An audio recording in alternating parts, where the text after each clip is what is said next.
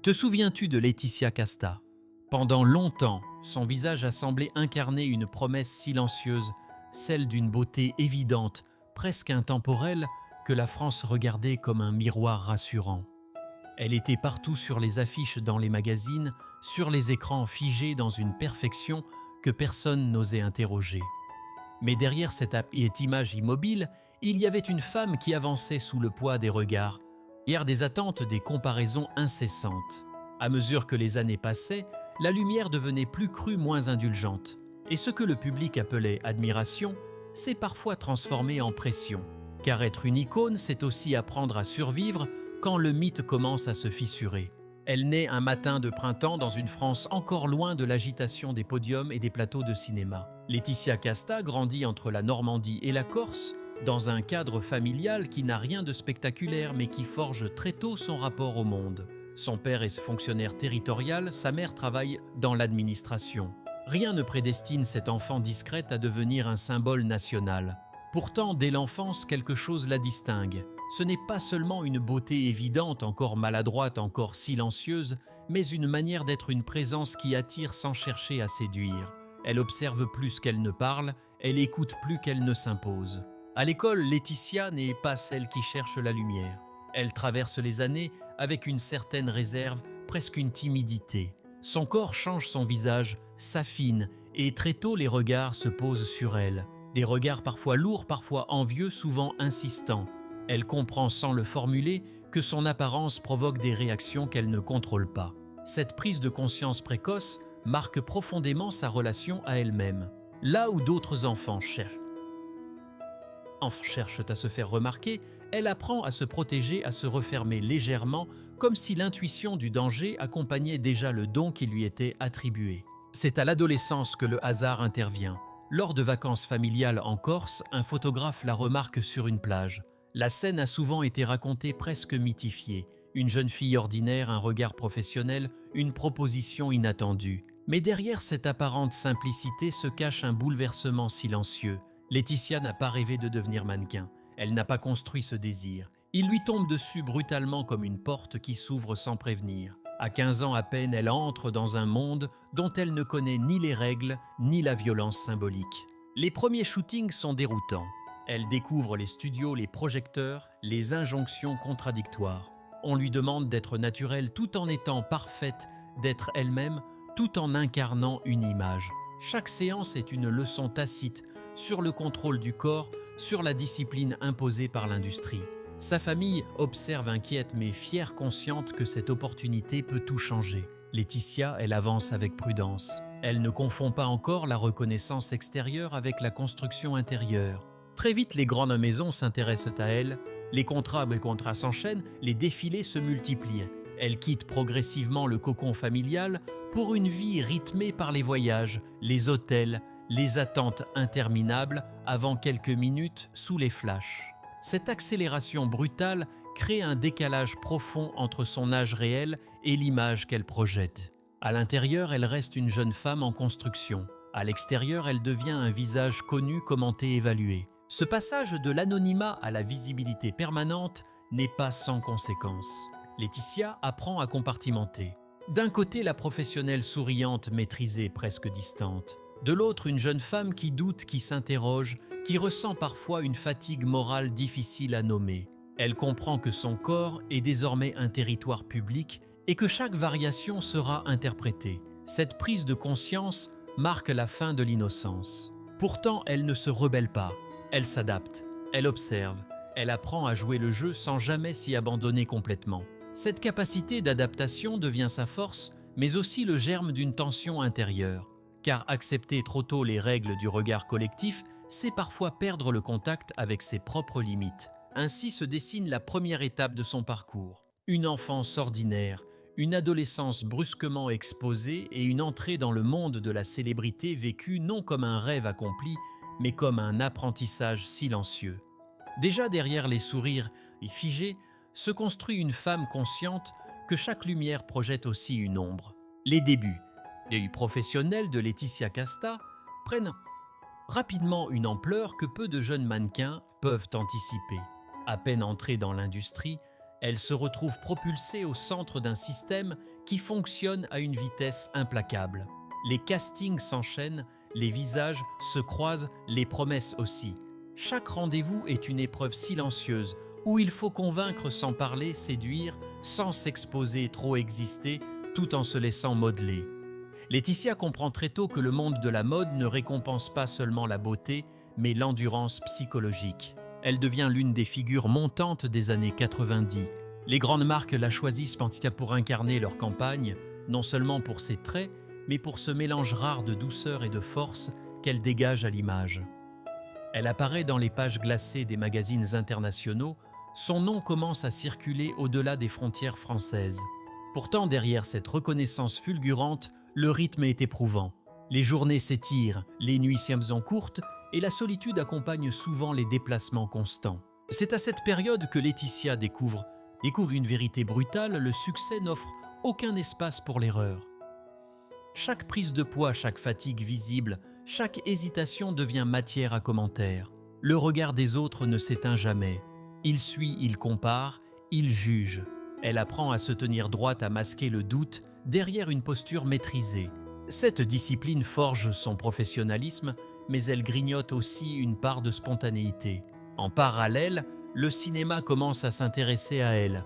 Là encore, l'attente est double. On la veut crédible, mais on la soupçonne. Mannequin devenue actrice, l'étiquette est lourde à porter. Les premiers rôles sont scrutés avec sévérité. Laetitia doit prouver qu'elle n'est pas qu'un visage, qu'elle peut habiter un personnage, soutenir un regard, porter un silence. Elle accepte des rôles exigeants, parfois à contre-courant, consciente que chaque choix façonne sa légitimité future. Sur les plateaux, elle découvre une autre forme de pression. Ici, il ne s'agit plus seulement d'apparaître, mais de ressentir, de transmettre, de se mettre à nu émotionnellement. Ce passage du contrôle à l'exposition intérieure la déstabilise autant qu'il l'attire. Elle travaille, répète, observe les autres acteurs, cherche sa place sans faire de bruit. Son approche reste prudente, presque introspective. Elle refuse de se précipiter, même si l'industrie attend d'elle une ascension rapide. Cette période est aussi celle où sa vie personnelle commence à être scrutée. Les relations, les amitiés, les silences deviennent des sujets. La frontière entre l'espace public et l'intime s'amincit dangereusement. Laetitia ressent parfois une impression d'étouffement, comme si chaque succès venait avec une perte équivalente. Pourtant, elle continue, non par ambition aveugle, mais par une forme de responsabilité envers ce qu'elle a déjà construit. Elle devient progressivement une figure incontournable. Son image s'installe, se fige presque. On projette sur elle des idéaux, des fantasmes, des attentes qui dépassent largement la personne qu'elle est réellement. Ce décalage entre la femme et le symbole commence à s'élargir. Elle le perçoit sans toujours pouvoir le formuler. Dans le même temps, elle développe une exigence accrue envers elle-même. Chaque projet doit avoir un sens, chaque apparition une justification. Elle refuse certaines propositions au risque de ralentir sa trajectoire. Ce choix discret mais déterminant révèle déjà une tension fondamentale. Laetitia Casta ne veut pas être uniquement regardée, elle veut exister selon ses propres termes. Ainsi, ses débuts professionnels ne sont pas seulement une success story éclatante. Ils sont un apprentissage rude, une confrontation précoce avec la violence douce de la célébrité. Derrière les images lisses et les couvertures et prestigieuses, se dessine une femme qui comprend que la reconnaissance peut être une forme de piège et que chaque pas en avant exige une part de renoncement. Au sommet de sa notoriété, Laetitia Casta devient plus qu'un nom. Elle se transforme en image collective, en référence silencieuse, en symbole que l'on brandit sans toujours se soucier de la personne derrière le visage. Les années passent et avec elles s'installe une forme de gloire stable, presque confortable en apparence. Elle est invitée partout, célébrée, photographiée, commentée. Pourtant, c'est précisément à ce moment-là que les premières fissures apparaissent discrètes, presque invisibles pour le public. La pression change de nature. Elle n'est plus seulement liée à la réussite, mais à la nécessité de la maintenir. Chaque apparition est comparée à la précédente. Chaque rôle est évalué à l'aune de ce qu'elle a déjà incarné. Laetitia comprend qu'elle ne progresse plus seulement vers l'avant, mais qu'elle est désormais jugée en permanence par rapport à une image figée d'elle-même. Le mythe commence à se refermer comme une cage dorée. Dans les médias, le ton évolue subtilement. On ne parle plus uniquement de son talent ou de sa présence, mais de son âge, de son évolution physique, de ses choix personnels. Les articles deviennent plus intrusifs, les analyses plus cruelles. Ce qui était autrefois de l'admiration se mue parfois en exigence dévorante. Elle ressent ce glissement, cette attente tacite de perfection constante.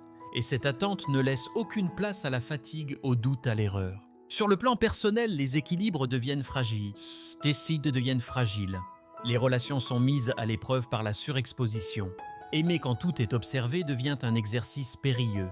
Laetitia tente de préserver des espaces de normalité, mais le regard extérieur s'infiltre partout. Même le silence est interprété. Chaque absence suscite des hypothèses, chaque discrétion devient suspecte. Cette perte progressive de contrôle sur sa propre narration l'atteint profondément. Professionnellement, elle se trouve à un carrefour. Continuer à incarner l'image que l'on attend d'elle ou risquer la rupture en explorant des rôles plus sombres, plus complexes, moins flatteurs. Elle choisit la seconde voie, consciente que ce choix peut troubler le public. Certains critiques saluent son audace, d'autres la jugent sévèrement. Ce tiraillement entre reconnaissance et incompréhension accentue son malaise intérieur. La notion de temps devient alors centrale. Chaque année qui passe est commentée, disséquée. Dans un milieu obsédé par la jeunesse, vieillir devient presque un acte de résistance. Laetitia ressent le poids de cette obsession collective.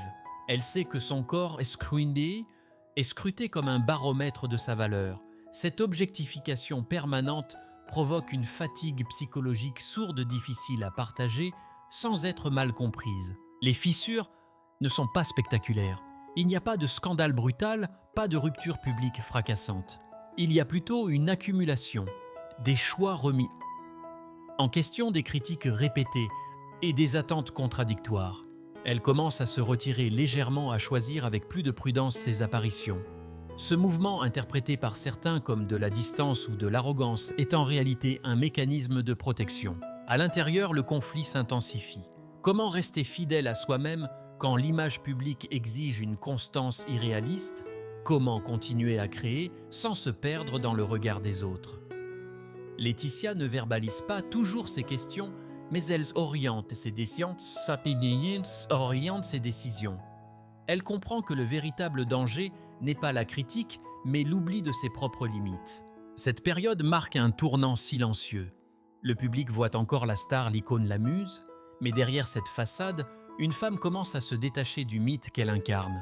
Les premières fissures ne sont pas visibles sur les photos, elles se logent dans les silences, dans les absences choisies, dans les regards moins assurés. C'est le moment où la gloire cesse d'être une promesse pour devenir une épreuve quotidienne. La chute n'arrive jamais comme un coup de tonnerre. Elle s'installe lentement, presque poliment dissimulée, derrière des mots mesurés et des sourires de façade.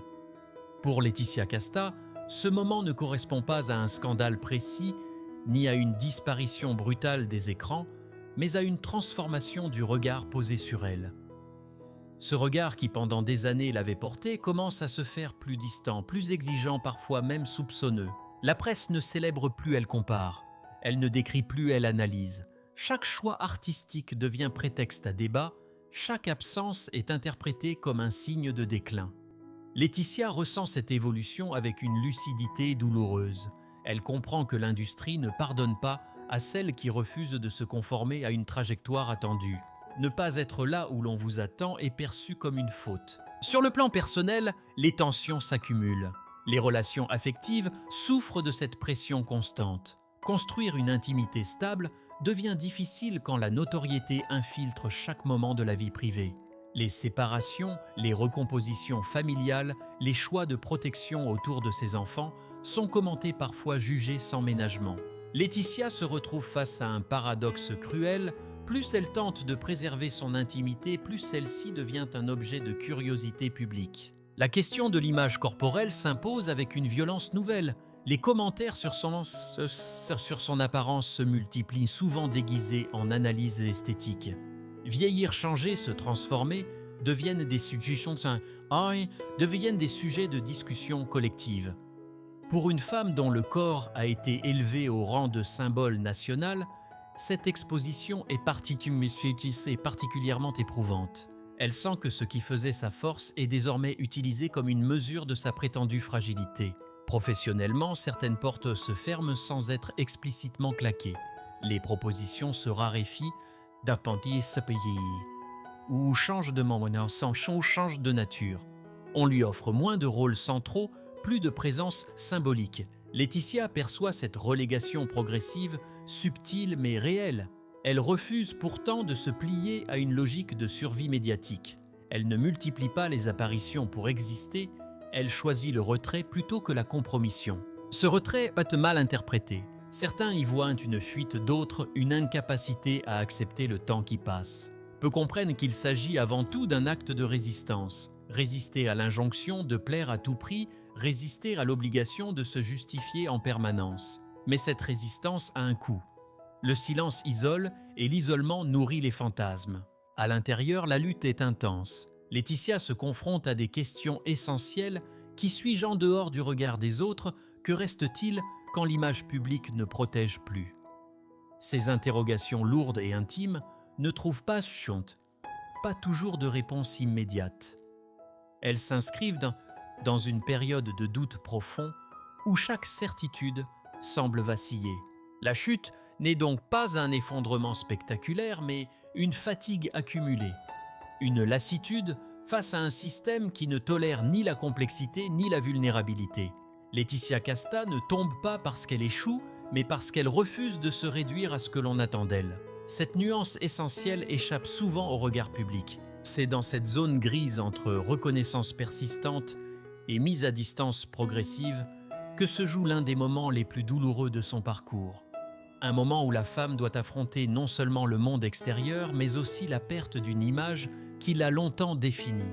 Et c'est précisément là que commence la partie la plus invisible, la plus silencieuse et peut-être la plus éprouvante de son combat. Il existe une partie de l'histoire de Laetitia Casta que les caméras n'ont jamais vraiment su capter.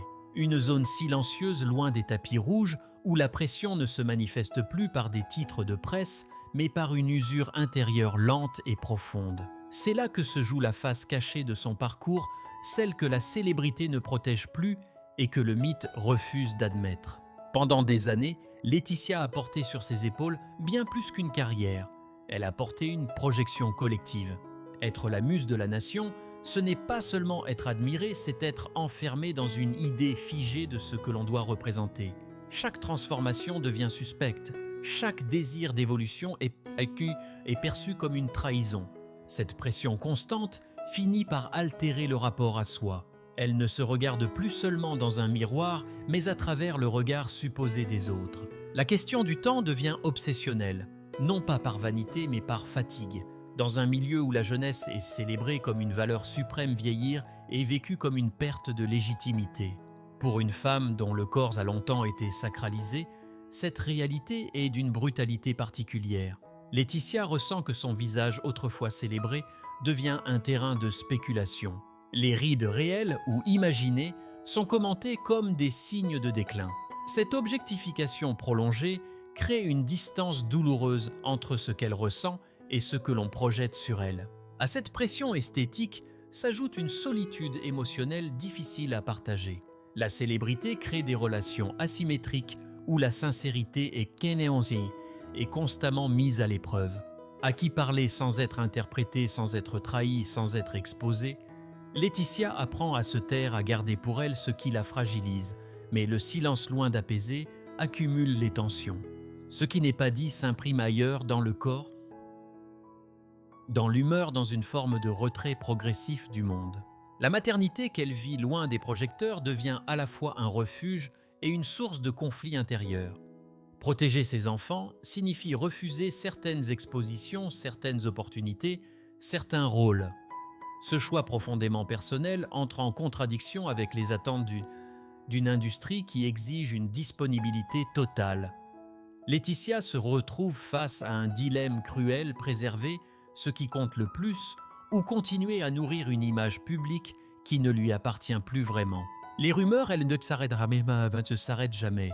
Elles remplissent le vide laissé par son retrait. Chaque décision est interprétée, chaque absence est expliquée à sa place. Cette confiscation de sa propre narration est de est l'une des violences les plus insidieuses de la célébrité. Elle comprend qu'en se retirant pour se protéger, elle perd aussi le contrôle de son histoire. D'autres parlent pour elle souvent sans nuance, parfois sans bienveillance. À l'intérieur, la fatigue psychologique s'installe. Ce n'est pas une crise spectaculaire, mais une érosion continue. Une perte progressive de l'élan qui animait autrefois ses choix. Laetitia continue à travailler, mais avec une exigence accrue presque douloureuse. Chaque projet doit justifier l'effort émotionnel qu'il exige. Elle refuse de se disperser, consciente que son énergie n'est plus infinie. Cette face cachée n'est pas celle d'une femme brisée au sens spectaculaire du terme. Elle est celle d'une femme qui lutte contre une invisibilisation progressive, contre une pression diffuse, contre une identité confisquée. La douleur n'est pas toujours visible, mais elle est constante. Elle se niche dans les compromis refusés, dans les portes fermées volontairement, dans les silences assumés mais lourds à porter. Ce combat intérieur, Laetitia ne l'a jamais mis en scène. Elle n'en a pas fait un manifeste. Elle l'a traversé seule, avec pudeur parfois, avec colère, souvent avec dignité. Et c'est précisément cette retenue qui rend son histoire si difficile à saisir pour le public. Car dans un monde qui valorise l'excès et la confession, le silence est souvent confondu avec l'absence. Pourtant, c'est dans ce silence que se révèle la vérité la plus crue de son parcours. La gloire ne protège pas de l'usure. Le mythe ne préserve pas de la douleur. Et derrière l'icône immobile que l'on croit connaître, il y a une femme qui a dû apprendre à survivre à ce que les autres appelaient admiration. Avec le temps, le repli de Laetitia Casta devient un choix assumé plutôt qu'une conséquence subie. Elle ne disparaît pas, elle se déplace. Elle quitte le centre du regard pour retrouver une zone où la parole est plus rare mais plus juste. Cette mise à distance n'est pas une rupture brutale avec le monde du cinéma ou de la mode, mais une redéfinition lente de sa présence. Elle choisit quand apparaître, pourquoi et surtout pour qui. Dans ce retrait progressif, elle retrouve une forme de contrôle que la célébrité lui avait peu à peu arrachée.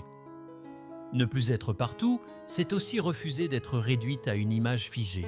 Elle accepte des projets plus discrets, souvent plus exigeants sur le plan artistique, mais moins exposés médiatiquement. Cette sélection rigoureuse n'est pas dictée par la peur, mais par une lucidité acquise au fil des années. Laetitia sait désormais que chaque apparition a un coût émotionnel. Le silence devient alors un langage mal compris, souvent interprété comme de la froideur ou du détachement. Pourtant, il s'agit d'un silence de protection, presque de survie. En se retirant, elle tente de préserver ce qui lui reste d'intime, de fragile, de vrai. Elle comprend que l'exposition permanente empêche toute reconstruction intérieure. Pour se retrouver, il faut parfois accepter de décevoir ceux qui attendent toujours plus. La presse, elle, continue de spéculer. On parle de retour de renaissance, de fin de carrière. Ces catégories simplistes, ne rendent pas compte de la complexité de sa démarche.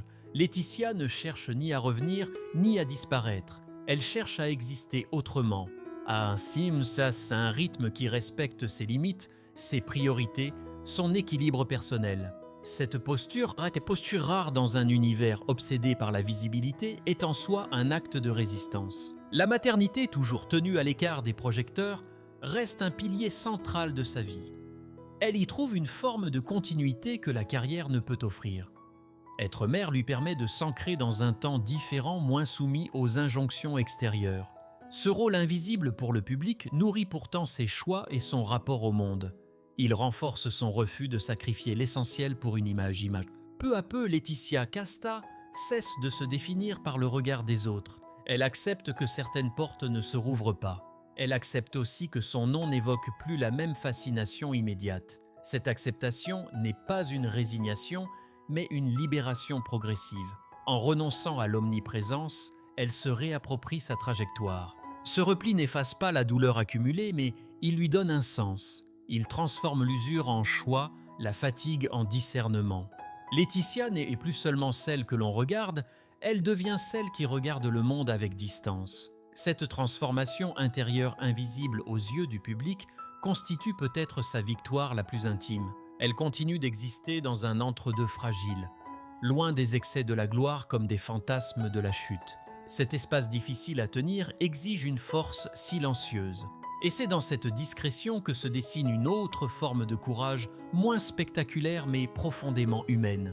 Aujourd'hui, l'héritage de Laetitia Casta ne se mesure plus uniquement en couverture de magazines ni en apparitions spectaculaires. Il se lit autrement dans la trace plus subtile qu'elle a laissée dans l'imaginaire collectif français. Elle demeure une figure de référence non pas figée dans une époque, mais traversée par le temps avec ses contradictions, ses renoncements et ses choix assumés. Son parcours interroge profondément la manière dont une société fabrique puis consomme ses icônes. Laetitia a incarné un idéal de beauté nationale à un moment précis de l'histoire culturelle française. Mais en refusant de rester prisonnière de cet idéal, elle a révélé la violence silencieuse qui accompagne ce type de glorification. Son histoire montre que la reconnaissance publique n'est jamais neutre et qu'elle exige souvent un sacrifice intérieur que peu sont prêts à reconnaître. Elle n'a pas cherché à réécrire son récit pour séduire à nouveau. Elle n'a pas livré de confessions spectaculaires ni transformé ses blessures en stratégie médiatique. Cette retenue dans un monde saturé de discours et d'images est devenue en soi un message. Elle rappelle que certaines luttes n'ont pas vocation à être exposées et que la dignité peut aussi se trouver dans le refus de se justifier. Laetitia Casta reste ainsi une figure paradoxale, à la fois omniprésente dans la mémoire collective et volontairement discrète dans le présent, à la fois symbole et femme image et chair. Son héritage ne réside pas seulement dans ce qu'elle a montré, mais dans ce qu'elle a choisi de préserver. En se retirant partiellement, elle a ouvert un espace de réflexion sur le droit au vieillissement, au silence à la complexité. Son histoire pose une question essentielle qui dépasse largement sa personne. Que reste-t-il quand l'image s'efface? Que devient une femme quand elle cesse d'être un symbole? Dans le cas de Laetitia Casta, la réponse n'est ni tragique ni triomphante. Elle est humaine. Elle parle d'une reconstruction lente d'un rapport au monde réajusté, d'un équilibre fragile mais choisi. En observant son parcours, on comprend que le véritable courage n'est pas toujours dans l'exposition, mais parfois dans le retrait. Que la force ne se manifeste pas seulement par la conquête, mais aussi par la capacité à dire non. Et que certaines victoires les plus profondes ne laissent aucune trace visible. Laetitia Casta n'était plus seulement la muse que la France a admirée. Elle est devenue le témoignage vivant d'une pression que peu d'icônes parviennent à nommer et d'une liberté que peu osent réellement prendre. Son histoire, loin d'être celle d'une chute définitive, est celle d'un déplacement intérieur, un rappel discret que derrière chaque image célébrée, il y a une vie qui mérite d'être vécue selon ses propres termes.